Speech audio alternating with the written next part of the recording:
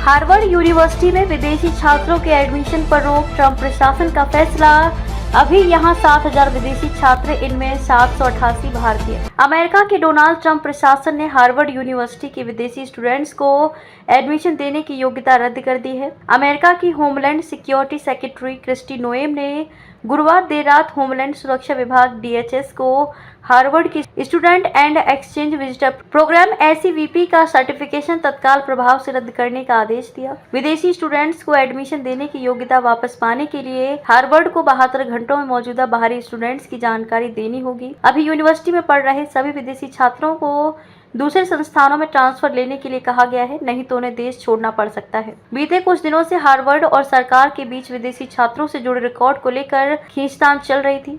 DHS ने अप्रैल में कहा था कि अगर हार्वर्ड ने 30 अप्रैल तक विदेशी स्टूडेंट्स के अवैध और हिंसक मामलों का पूरा रिकॉर्ड नहीं दिया तो उसका SEVP सर्टिफिकेशन छीन लिया जाएगा। यूनिवर्सिटी ने जो रिकॉर्ड दिया था उससे प्रशासन संतुष्ट नहीं है। हार्वर्ड यूनिवर्सिटी में लगभग 27% बाहरी छात्र हैं। वहां अभी लगभग 6,800 विदेशी स्टूडेंट्स पढ़ रहे हैं। इनमें भारत के 788 छात्र हैं। ज्यादातर स्टूडेंट्स F1 या J1 वीजा पर हैं। F1 वीजा अमेरिकी शैक्षणिक संस्थान में पढ़ने वाले छात्रों के लिए है, जबकि J1 वीजा स्कॉलर्स, रिसर्चर्स सहित एक्सचेंज विजिटर्स के लिए है। ट्रंप प्रशासन ने homeland security secretary Kristi Noem ने हार्वर्ड को लिखा लेटर X पर शेयर किया है। उन्होंने कैप्शन में लिखा, ट्रंप प्रशासन हार्वर्ड को अपने कैंपस में हिंसा, यहूदी विरोधी सोच को बढ़ावा देने और चीनी कम्युनिस्ट पार्टी के साथ समन्वय बनाने के लिए जिम्मेदार ठहराता है। यूनिवर्सिटीज के लिए विदेशी छात्रों को एडमिशन देना और उनसे मोटी फीस लेना, जिससे वे अपनी मल्टी अरब डॉलर के खजाने को बढ़ा सके, एक विशेषाधिकार है, न कि अधिकार। हार्वर्ड को कई मौके दिए लेकिन वे कानून का पालन करने में विफल रही। ये कार्यवाही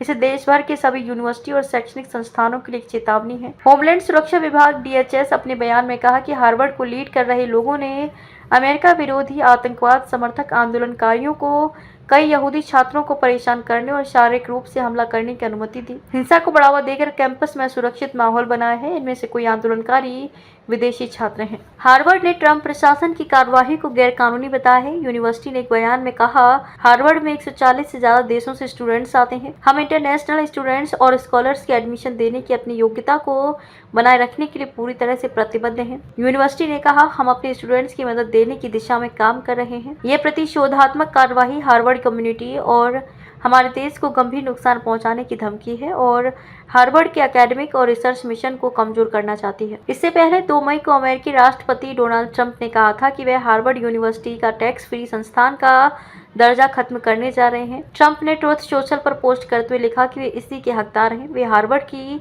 2.2 अरब डॉलर फंडिंग पर रोक लगा चुके हैं। दरअसल ट्रंप प्रशासन ने यूनिवर्सिटी से ये मांग की है कि वे अक्टूबर 2023 के बाद कैंपस में हुई यहूदी विरोधी घटनाओं पर बनी सभी रिपोर्ट और ड्राफ्ट सरकार को सौंपे। प्रशासन चाहता है कि इन रिपोर्ट्स को तैयार करने वाले सभी लोगों के नाम भी बताए जाएं और उन्हें संघीय अधिकारियों के इंटरव्यू के लिए उपलब्ध कराया जाए। यूनिवर्सिटी ने इस आदेश के खिलाफ कोर्ट में केस भी किया है। यूनिवर्सिटी का आरोप है कि ट्रंप सरकार राजनीतिक दबाव बनाकर शैक्षणिक कामकाज पर कंट्रोल करना चाहती है। हार्वर्ड ने इसे यूनिवर्सिटी के संवैधानिक अधिकारों का उल्लंघन का आरोप लगाया है। हार्वर्ड यूनिवर्सिटी के प्रोफेसर्स ने भी 12 अप्रैल को राष्ट्रपति डोनाल्ड ट्रंप के प्रशासन के खिलाफ मैसाचुसेट्स की फेडरल डिस्ट्रिक्ट कोर्ट केस दायर किया था। प्रोफेसर्स के 2 ग्रुप ने यूनिवर्सिटी फंड को रोकने की धमकी के खिलाफ ये केस दर्ज किया था।